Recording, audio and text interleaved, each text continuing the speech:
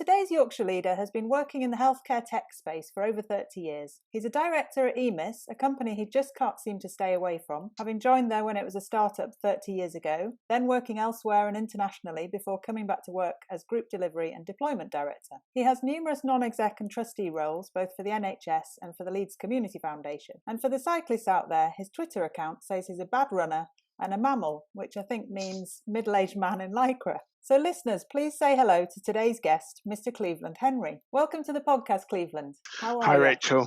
I'm very well. It's brilliant to be here on a sunny day. So, yes, it's good. Absolutely. Welcome to the podcast. It's so good to have you here. Thanks for joining us. So I mentioned, we've got to just cover the cycling thing because I mentioned it in the intro. How keen are you? I mean, are you going up hills? Do you know, I'm a keen bad cyclist, but to say. Many years ago, I actually ruptured my patella tendon. And to recover, there was quite a lot of building strength. So my physio got me on the exercise bike.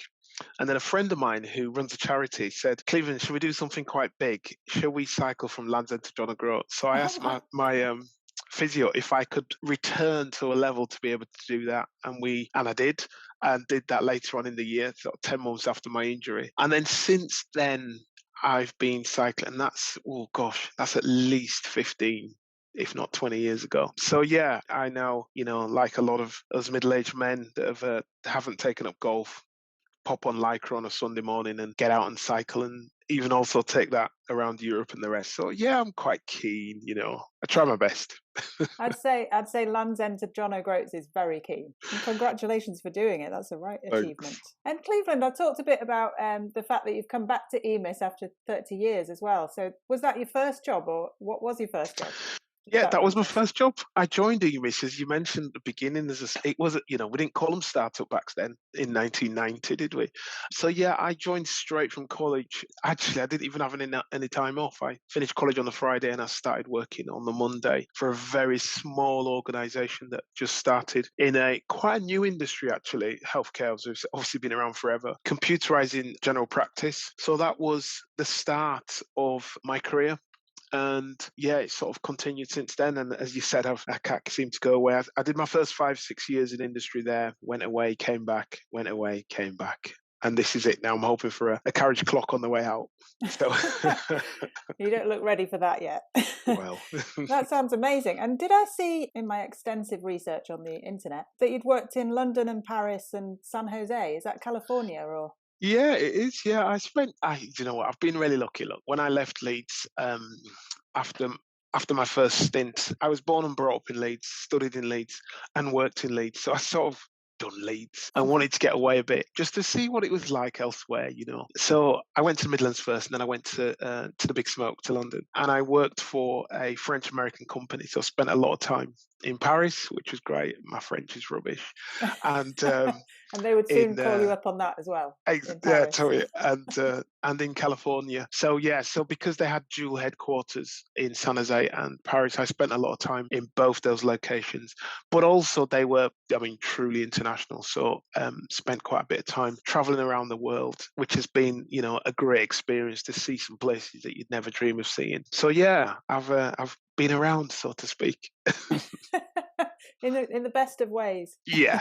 If you weren't doing what you do now, what was your plan B? Did you have a plan B? I didn't have a plan B. As I said, I was really lucky, right? I joined this very small organisation, and the guys, the founders, were brilliant. Totally nurtured me, mentored me, and sort of set me up. I became a manager within 2 years, and I'm in technology. And I did study technology. So I think at that point I knew I'd stay in technology, because it was one of those, and it's been proven, isn't it, to me as well, one of those industries that has got longevity and flexibility. It's allowed me to work in different industries. So I suppose there was no plan B. I knew I'd stay in IT because I enjoyed it. I got my first flavour of management and leadership when I was very young, and thought, you know what, it's not that difficult. I'm a natural. Hell yeah, something like that, I think. And then it just continued, and I always knew, look, if the path in either that organisation or that industry didn't work, it was flexible enough and portable enough to move. So that was my plan B. I suppose I didn't expect to potentially become the leader that I've become. I thought manage, but be in technology. So there was no plan B. So it's a good job it was all right. Hindsight's a great thing, isn't it? And it's like, good Yeah, job I tell me didn't about have it. a plan B. And what kind of leader would you say you are? I think I'd like to say, I suppose it's others to judge really, but a transformational leader. And what I mean by that is I've always, because of the way I started into management, I've always sort of carried that through about nurturing others, trying to create a platform for people to grow and to be successful. So that's been very much my sort of style. I've continued doing so, for the past 30 years. So it must be doing all right. I'd also say I'm quite a charismatic leader. So, I'm quite bounding like an energy. I've been called Tigger in my time. I'm enthusiastic. I'm positive, and I think with charisma and transformational, I'm honest. And I'll always tell people the good and the bad, but with a lot of positivity to try and help people grow, really. I can feel like the CVs are going to come rolling in after this podcast airs. You're the man everyone wants to work with. Something like that. And what sort of tools do you use to overcome challenges in your life? Obviously, we talked about cycling. Is there anything at work that you think? I think it's interesting, isn't it? Look, and you've said it at the beginning. I'm quite a busy person. There's not many spare hours in the day, and I quite enjoy that. It's what keeps me balancing, sort of thing. But I think if I was to say what are the things that I use to overcome challenges, I think reflection. I do reflect quite a bit. And running and cycling has allowed me to do that. I mean, running's the simplest thing to do because you just pull on a pair of trainers and some shorts and stuff and you get out. But actually, it allows you to completely escape. You don't really, it's quite funny. And I'm not a natural runner, even though I've done a couple of marathons, just for that. I was going to add that. But that is amazing. But when you're running and when even though I've run, various distances, the first mile's always, heavy breathing and all the rest of it. But after you get into that, you get into a bit of a rhythm. And when you're training for quite a lot of miles, you almost go into a bit of a trance that you forget you're running, and it allows you to think. Some of the best ideas and thoughts I've had is when I've been running, and you're sort of lost, even though you're seeing the beauty or not, depending on where you're running. So for me, exercise is something that allows me to take myself away and do the thing that I do with reflection, which is, I always try to step away from a situation in the right time, reflect, think about it, try not to react too much. Although I'm sure some people say I do react on occasion, but yeah, I think that's my sort of the tools I use, bit of exercise and reflection. I mean, exercise is something that a few people have said that they use, but haven't kind of added that the reflection is part of that as well. And I think that's really lovely because we can all get so bound up in our busy world and our busy mind, and that's not where the answers are. So often you need to give your mind space, don't you? And that exercise, absolutely, or time out in nature or whatever it might be, just helps massively, doesn't it? No, absolutely. I'm a big spectator of sport, football, Formula One, that sort of thing. But they're not the experiences where you can, sit back and reflect, because you're engrossed in the event. So yeah, it's definitely one for me that allows me to keep calm. I was in the gym this morning at 6:30, so it's all about the routine. And we talk quite a lot about failure on this podcast, and when you're in positions of leadership, I think there's often, we don't talk about it much in the UK. I often think the Americans are really good at talking about failure and what they've learned from it, and failing forward and failing fast and all those things. And I just wondered if you had any failures in your career that you thought at the time were the most terrible thing, but actually you can look back on reflection and think you learned from them. And it's always an interesting one, isn't it? Because of my, positive outlook on life, look, there's been 30 odd years I've been working, so there's been things that have gone wrong. Do I see them as failures, though? That's the interesting one.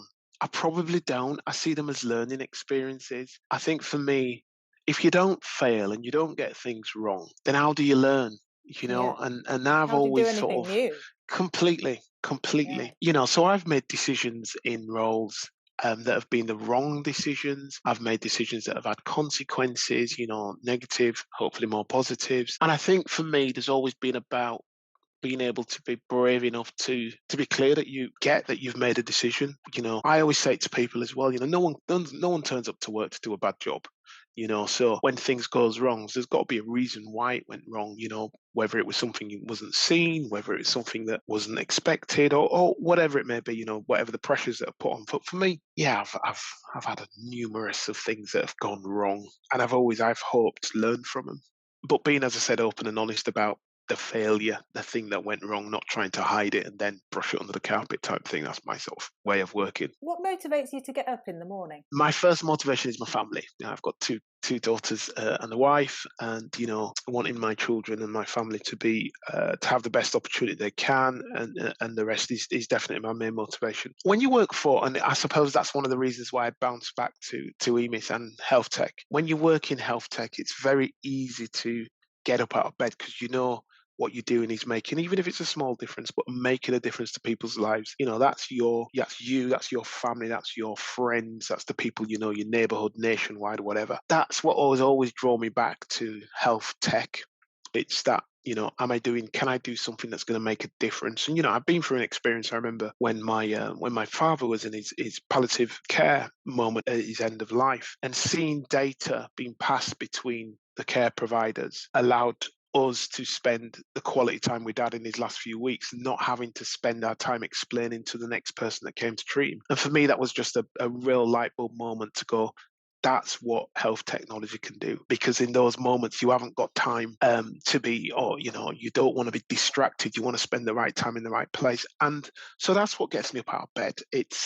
It's really simple to be motivated to be working in something that's going to make a difference to people's lives. I've always said, if I can help one person, then I've done all right. And that's what motivates me. And you're working with Leeds Community Foundation, which we talk about quite a lot on the podcast, just because they've got fingers in lots of pies. Yeah. But, and are you a trustee there, I think? I am. I'm a trustee, and most recently been appointed as the chair of the trustee board. So actually to be appointed as chair there was quite a big deal. But yeah, it's just like being a trustee, but with a little bit more responsibilities. So yeah, I've been a trustee there for 5 years maybe now. Again, such a organisation to be connected to. A pleasure, really, and a privilege. But when you really see the difference that makes, I was brought up in inner city Leeds and love where I came from, and still visit it all the time and the rest. But actually, I have seen and witnessed that not everybody's got the best opportunity, and sometimes it's the little things, and that's what Leeds Community Foundation does. It really does, as the word says, really gets into the communities, makes a difference to people that can make an absolute lasting difference to people's lives. And some of them are little, some of them are big. You look at things that deal with social isolation, you look at things that deal with food poverty, connectivity poverty, all those things and more. Simple things like, putting people in the right clothing to go for a job interview. Teaching people how to get online to book a doctor's appointment. It's those type of things that it does to those community groups, which makes it so special and a privilege to be part of. Yeah, absolutely. And it was one of the first sort of charities that I worked with, doing some marketing and some films and some interviews and some photography for some of the people within the charities that it helps around the city. And I mean, it was the most emotional day probably of my life at that point. So we always laugh about it because it's like we just met the most incredible spectrum of people and stories. Yeah, it was really heartwarming. So well done you for becoming the chair. If you could give your 21-year-old self some advice, what would you say to him? What was he up to? What would I say to me when I was younger? I think I'd say always develop yourself. Never stop learning. I think that for me is, you're never the finished article. There's every day's a school day is a reality. And, you should never feel that you've got to a position where, you know everything and the rest of it, so keep learning. I think, as over the years as well, which has always been quite interesting, but important and probably neglected by a lot of people, build a network around you, both professionally and personally, and make sure that network has different perspectives. You really don't want to be part of an echo chamber, but it's important to get positive, negative challenges, as well as praise. So it's really important, I think, to build a network around you that you can learn from, that you can grow from, that you can contribute to. And always strive, same thing I started with, really. Strive to improve yourself as a person that then allows you to make a greater contribution to everybody else. Yeah, a lot of it's about building you that enables you to be much more effective and to be able to contribute more. That's what I'd say to him. Are there any books that you might recommend? As you can imagine, I read quite a lot of books, be it leadership books, be it sports books, be it all sorts of stuff. I've gone away from fiction, to be honest, but I do read quite a lot of books. And I suppose it'll be some of the most recent ones I've read, which I'd highly recommend. Promises of Giants by John Amici. is an amazing book. Wow. He talks about filling the leadership void, but it's really about recognizing yourself and how you interact with people. What a book. I mean, I loved it so much, right, that I actually wrote on Twitter that I thought this was an amazing book, and he responded to me I directly. love that. The author came back. Absolutely. So that was brilliant, but a brilliant book. You know, one of those books where you read it and you go, yeah, you know, it's just amazing. And his story, because he goes into his historical story, you know, young man from Manchester, and you know, first British NBA player, but also the first NBA player to come out, and all the rest of it. It was just absolutely fascinating story. Brought up by his mum. So great book, highly recommended. Excellent. I haven't heard of that one, so I'll look that up. Get that on another one which is quite, a lot of people have heard of this one, which is Rebel Ideas. So you know, Matthew Syed. So that's all about the power of diverse thinking, and really about looking and working with and allowing people to have a unique perspective and respecting that, and how it, you know, helps decision making and the rest. In that book, he uses some great examples where diverse thinking and or authority didn't allow different perspectives, and the results, some big disasters, you know, plane crashes. Is he the guy that did Black Box Thinking? That's him as well. Really good, he's a brilliant author. So another one. I want a bit left field, I think, as you know, I'm into cycling. So Marginal Gains, David Brailsford. So he talks about, always been quite fascinated how the British cycling team and the Sky cycling team came from being pretty rubbish to really good. And his book's about, it's all about improving, and he talks about improving by 1% every day. So it's marginal gains, and you look at different things and you go, how can I make a tiny improvement? It's not about big, huge changes. It's a really, really worthwhile read, and it also talks quite a lot about cycling. So that's great, but also there's so many parallels out there with business. Of course, yeah. You know, if you're absolutely, I don't know, I do lots of websites, but if you're doing website, it has to be about marginal gains, because you're constantly looking at, right, what's that small thing we can do today that's going to either drive more traffic or convert more customers, and it really does help to have that mentality instead of trying to do everything at once. Yeah. And then I've just started my most recent one. It's all audiobooks, isn't it? So Walking the Dog is great. I no longer fish through the papers itself, but Diary of a CEO from Stephen Bartlett. Yes, that's just come out, hasn't it? It has. So I got it on pre-order. It's absolutely. And I've only read the first chapter, or listened to the first chapter, and he's it's really clever. I mean, he's only a young man. He's very young. I mean, I don't want to sound really old, but he's a baby. He is. That's exactly what I said to someone else. Exactly. You know what he's doing and what he's achieved and everything. You know, in terms of content, what he's done. He's just, he's absolutely smashing it. So. And it's really simple but clever. And you know, he talks about his original motivation, you know, to start business, and he had a choice to create a business to be successful and the rest of it, or to go out and find a way to feed people in Africa. And this talks about actually create your business and make yourself successful, which allows you to then feed many more people in Africa. And it's just simple but really, really clever. And from a very young baby, he seems to have quite a lot of insight. He seems to know quite a lot of stuff by now, because he's interviewed pretty much everybody. Yes, indeed. I am definitely going to check that one out as well. Now, this is a new question for you, but is there a place in Yorkshire, I'm sure as a cyclist you're going to say yes, where you can recommend for a good cup of coffee or a cup of tea, depending on... It depends if you want a big bunch of sweaty cyclists to turn up and sit next to you. Well, maybe we should have a cyclist version and then a non-cyclist. Bolton Abbey's always good for a coffee. Yeah, it's lovely. There's a little cafe in the middle of Tadcaster called the Yellow something or another. That's quite a nice one. Again, all my coffee places in Yorkshire are all based on cycling out to them and having a coffee. There's another good one in Boston Spa on the right hand side. And then, you know, some of the best places I think are independent and local. So I live in North Leeds, so in Roundhay, places like Lidget Lane, Larder, and Rand, near Roundhay Park on Street Lane. They're very good.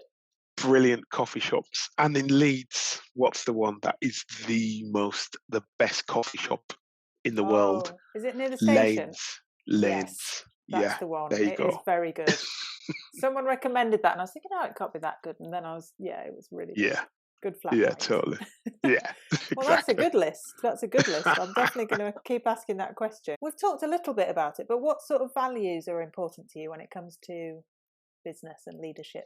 Respect. I think, we talk a lot, don't we, as leaders, about people being the biggest asset, our greatest asset and all the rest of it. That is so real. And I think if you have respect, you get respect. And, it works both ways. So I think for me, respect of everyone, forget levels or titles or the rest of it. It's just about respecting individuals' perspective, viewpoints, backgrounds, doing the right thing. So integrity is a big one for me. I think doing the right thing for the right reasons. And that's when, almost like not forgiveness, but understanding and learning from mistakes. If you're doing the right things for the right reasons, something could go wrong, but you didn't intentionally go out to be malicious or to break or to cause an issue. And I think for me, integrity is really, really key. Collaboration. I think, well, unless you're a one-man band in a shed, you've got to be able to, and even then you need to collaborate with your customers and stakeholders. So collaboration is really key. I know my strengths. I also know my weaknesses. So being able to collaborate. One day I used to talk about, I did some studies. I was very lucky to be able to do some studies at Oxford University as a late learner. We went through this thing around the incomplete leader. You're never being perfect, and then actually surrounding yourself around the bits that bring the strengths that you don't have, and create that complete leadership, which is not just about you, but about everyone around you. So for me, that's where collaboration comes in, where everyone plays their very important part. It's respected, and together you sort of succeed. Or it's fail like fast. Absolutely, or learn fast. Correct. It's like it's the zone of genius, isn't it? That's the kind of similar principle. Yeah, working absolutely. in your zone of genius and then getting everyone around you to complement that, to make sure you're building good teams with different skills. If you had just one message you could leave our listeners with, what would it be? If you had a billboard and you could put just one message on. Life's for living, so make sure you make the most of it. And that's work hard, play hard, reflect, but live this life, because you never know how long or short it's going to be. You also never know how good or bad it's going to be. It could have its dips and tucks. So live the life you live and ensure that you're comfortable with the direction you're traveling in. And if not, be confident in changing it. Live this life. You only get one chance. Love that. It's so uplifting, this end of the bit. Where can we find out more, Cleveland? I'm sure the CVs are going to be rolling in, because everyone's going to want to work with you. But should we go on LinkedIn? Yeah, I mean, look, so my organisation, EMIS, is always recruiting. We are, a very busy, brilliant business to work for, hence why I keep going back. So we're always looking for different skills, capabilities and the rest. I did a podcast actually only a couple of weeks ago about part of the Leeds Digital Festival. And we was talking about careers in technology, and not necessarily just via the standard traditional route, and how different people can bring different perspectives and expertise and the rest of it, and all lead to one successful direction. So we advertise quite a lot on LinkedIn. If you're interested in Leeds Community Foundation, look again through what we do. Again, quite an active social media campaigning going on, and I'm always happy to speak to individuals and loosely mentor or otherwise in helping people, because I'm all about helping people. I wouldn't have achieved what I've achieved in my career without people helping me. And sometimes that's just a listening ear. Sometimes it's a question or whatever. So, I always say I'd like to be as open as I can be. And I'm always willing to help, guide, support, whatever it may be. Well, lucky us for having you in the world.